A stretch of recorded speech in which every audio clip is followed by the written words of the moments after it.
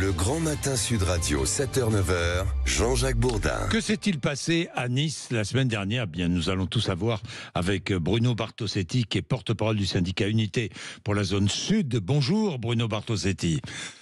Bonjour, merci de m'avoir invité. Mais je vous en prie. La semaine dernière, quel jour, quel soir, deux policiers étaient à Nice. Expliquez-nous ce qui s'est passé. Voilà, nous avons deux policiers qui sortent de soirée tranquillement, et ils se font accoster par un ou deux individus dans un premier temps qui leur proposent des produits stupéfiants. Et immédiatement, oui. Bien sûr, c'est un refus par mes collègues, et ils se présentent en qualité de policiers. Et très rapidement, cet individu ou ces deux individus, je ne sais plus s'ils étaient seuls ou s'ils étaient à deux, sont partis chercher du renfort. Enfin, sont partis chercher des amis pour en découdre avec mes deux collègues, et puis ils sont tombés sur eux à 8 pour les frapper violemment, pour les laisser à terre, pour leur donner des coups au visage, et ces derniers ont eu 4 jours d'ITT. Ils sont en arrêt de travail au moment où je vous parle. Ils ont été, comme vous en doutez, blessés bien sûr, mais psychologiquement très touchés, et je ne vous fais pas part aussi de l'état psychologique des enfants et des familles de ces policiers aujourd'hui au moment où je vous parle. Oui, Bruno Bartosetti, ils étaient en civil, les policiers? Oui, ils étaient un civil, mais vous savez, quand on est de repos, à partir du moment où on décline nos qualités et fonctions, bien nous sommes immédiatement en service. Donc oui, ils étaient de repos, ils étaient un civil, ils n'ont pas été reconnus en tant que tels dès le départ, mais à partir du moment où vous présentez en qualité de policier, vous êtes en fonction, et vous devez bien évidemment adhérer à l'idée que vous devez vous soumettre éventuellement à un contrôle. En tout cas, cesser de bien sûr de provoquer, c'est ce qu'ils ont fait, ils ont provoqué ces policiers. Et on connaît la suite. Alors certains passants, certains membres peut-être de cette bande ont freiné, ont essayé de retenir ceux qui agressaient les policiers aussi, il faut le dire.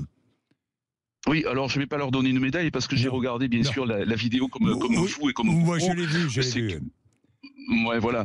Et en fait, ils étaient bien sûr autour de ces deux policiers, et au bout de quelques minutes, ils ont estimé qu'il fallait cesser de donner des coups parce que les violences pouvaient entraîner la mort, tout simplement, à l'endroit de mes deux collègues.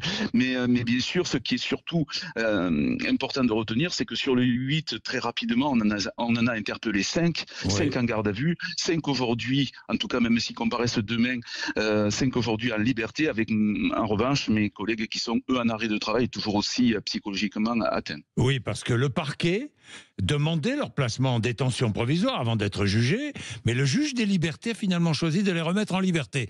Ce qui fait qu'ils ont agressé les policiers la semaine dernière, qu'ils sont libres, malgré l'agression, et ils comparaîtront, peut-être, s'ils ne s'en vont pas, s'ils ne s'enfuient pas, enfin, ils comparaîtront demain devant le tribunal correctionnel.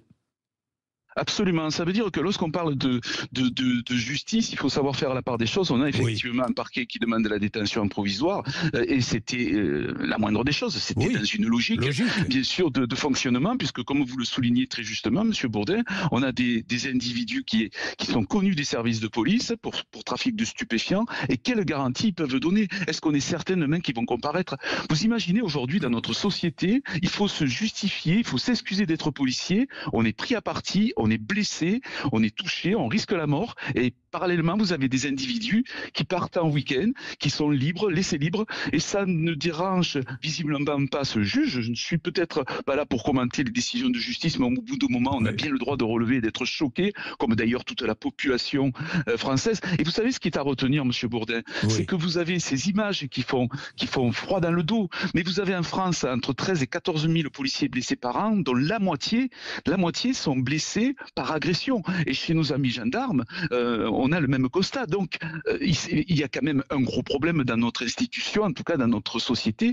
On touche des policiers, on touche des hommes et des femmes, mais devant, derrière, en tout cas, ces hommes et ces femmes, vous avez la République qui est en danger. On touche carrément notre État, et on a des hommes aujourd'hui qui sont en liberté, enfin des lâches, des sous-hommes, pardon, qui sont en liberté après avoir frappé des policiers au sol. Merci Bruno Bartosetti, merci beaucoup. Merci d'avoir accepté de témoigner ce matin sur l'antenne de Sud Radio. Il est 7h43.